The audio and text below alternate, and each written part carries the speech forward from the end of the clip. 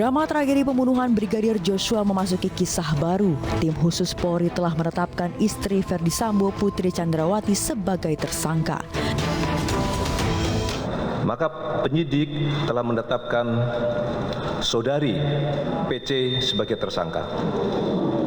Maka sudah menjadi tanggung jawab tim sus gabungan yang terdiri dari Itwasum, Kabar Reskrim dan Propam akan melaksanakan audit investigasi terhadap 2 laporan polisi yang diterbitkan oleh Polres Jakarta Selatan. Ini sedang berjalan. Sejak awal kejadian penembakan di Duren 3, sosok Putri memang terus menjadi sorotan publik. Namun Putri hanya sekali muncul ke publik, yaitu saat menjenguk Ferdy Sambo pada 7 Agustus lalu di Makobrimob Depok, Jawa Barat.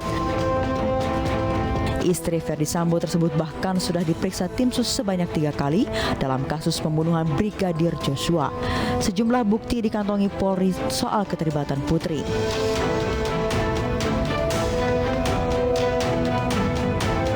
Kini Putri menyusul jejak suaminya dengan ditetapkan sebagai tersangka. Polri juga telah mengungkap peran istri Ferdy Sambo tersebut dalam kasus pembunuhan Brigadir Joshua. Alasan itu terungkap berdasarkan rekaman CCTV vital yang ditemukan di lokasi kejadian. Saat dan sebelum penembakan Brigadir Joshua, istri Ferdy Sambo berada di lokasi kejadian dan mengikuti rangkaian kegiatan mengenai rencana pembunuhan Brigadir Joshua. Sementara itu, Kabar Reskrim Polri, Komjen Pol Agus Andrianto mengatakan sebelum Brigadir Joshua ditembak, Putri menanyakan kesanggupan Barda Eliezer dan Bribka RR untuk menembak Joshua. Putri juga menjanjikan uang 1 miliar kepada Barda E yang telah menembak Brigadir Joshua, sementara untuk Bribka RR dan KM dijanjikan masing-masing 500 juta rupiah. Penetapan tersangka Putri Chandrawati menambah daftar tersangka pembunuhan Brigadir Joshua menjadi 5 orang. Putri disangkakan pasal 340 tentang pembunuhan berencana. Istri Ferdy Sambo itu dijerat pasal pembunuhan berencana dengan ancaman hukuman mati.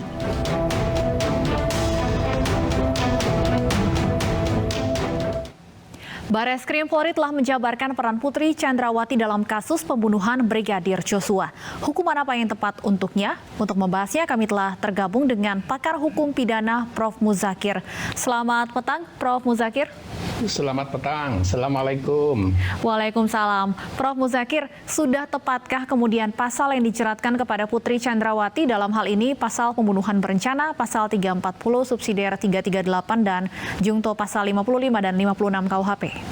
Ya, khususnya terkait dengan pasal 340 karena tema perbuatannya dari publikasi yang disampaikan oleh penyidik menurut saya sudah mendekati sempurna begitu. Karena beberapa bukti-bukti yang menunjukkan bahwa ada proses pembunuhan yang dilakukan antara niat dengan pelaksanaannya, ada jeda waktu yang memberi kesempatan berpikir kepada orang yang memiliki niat melakukan pembunuhan itu. Cukup bahwa di situ dapat disimpulkan bahwa itu telah melakukan pembunuhan berencana ya, karena dia tetap memilih untuk melanjutkan niat jahatnya itu.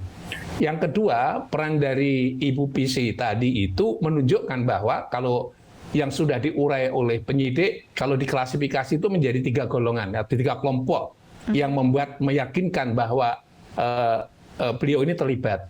Yang pertama adalah sebelum terjadinya perbuatan atau ante factum. Yang tadi disebutkan dia menyaksikan bagaimana komitmen mereka terhadap pelaku eksekutor itu untuk melakukan perbuatan pembunuhan dan kemudian menjanjikan akan diberikan hadiah semacam upah dalam konteks ini dengan uang.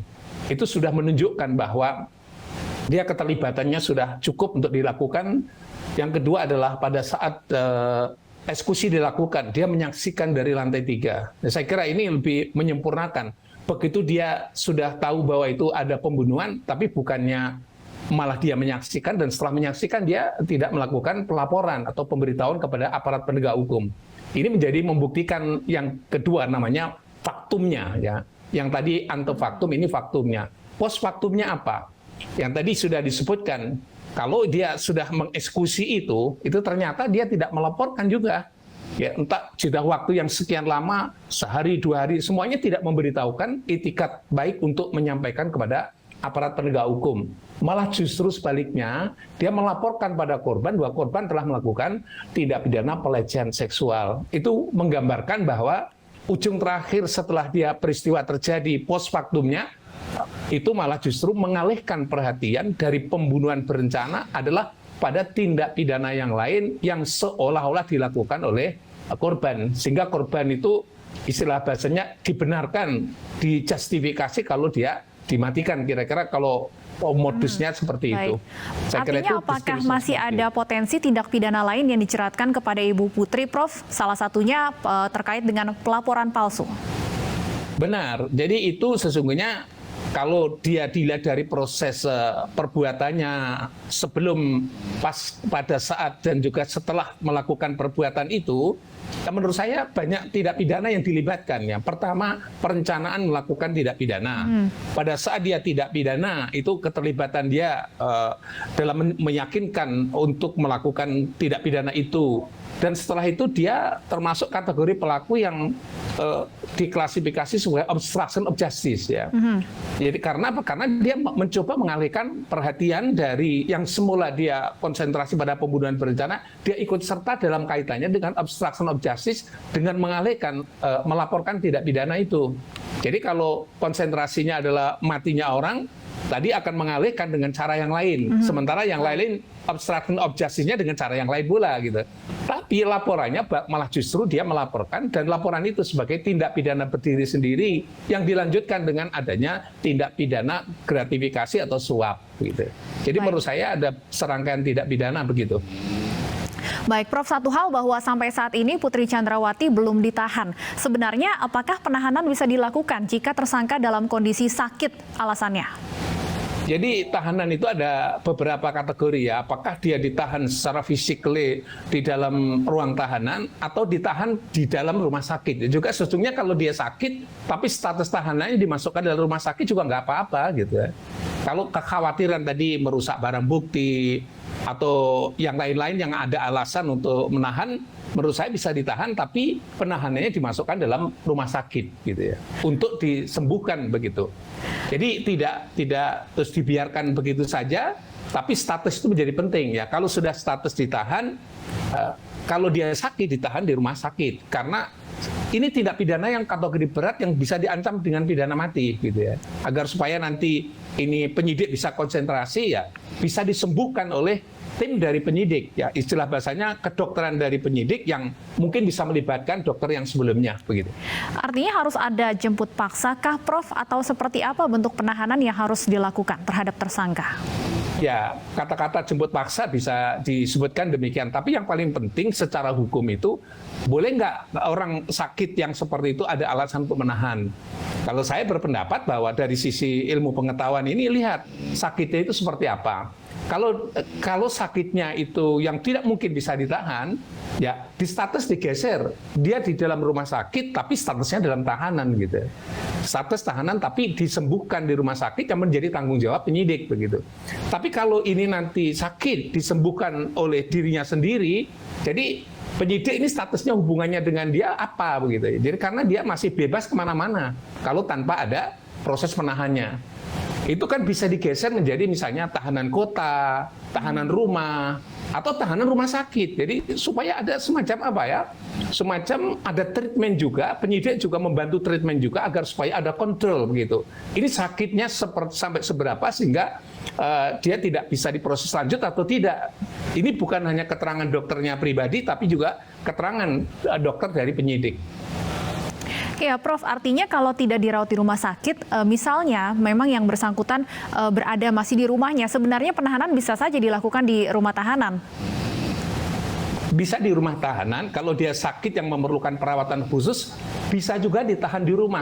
Namanya tahanan rumah gitu ya. Baik, yang terpenting penahanan harusnya bisa dilakukan. Ya, kalau saya melihatnya kejahatan ini kejahatan berat yang diancam dengan hukuman mati gitu ya. Betul. Nah, karena itu kejahatan yang berat bisa dihukum mati, maka kalau itu status tahanan kan bisa ditahan di rumah. Boleh gitu, boleh. Tapi nanti rumah itu menjadi objek pengawasan daripada penyidik ya. Jadi kalau dia keluar rumah harus izin dari penyidik begitu. Baik, dan ini juga menjadi pembuktian kepada publik keseriusan tim sus dalam menangani kasus ini jika terjadi penahanan terhadap Putri Chandrawati. Prof. Ya, menurut saya benar. Karena apa? Karena gelagat setelah tadi sudah saya sebutkan post factum, setelah itu ternyata beliau ini melakukan tindakan-tindakan yang menurut saya bisa menggeser, bisa menambah kejahatan-kejahatan ikutan yang lebih banyak lagi. Baik. Tadi sudah suap, nanti entah apa lagi yang dilakukan, nanti kalau bisa melibatkan dokter, dia pura-pura sakit, ditambah Baik, kita lagi. tangkap poinnya, kita akan tunggu kelanjutan dari ditetapkannya Putri Chandrawati sebagai tersangka. Terima kasih Prof. Muzakir sudah bergabung bersama kami di iNewsroom Weekend. Terima Dan kasih. pemirsa, kami akan perbarui informasi Anda di iNewsroom Weekend usai kumandang azan maghrib untuk wilayah DKI Jakarta dan sekitarnya.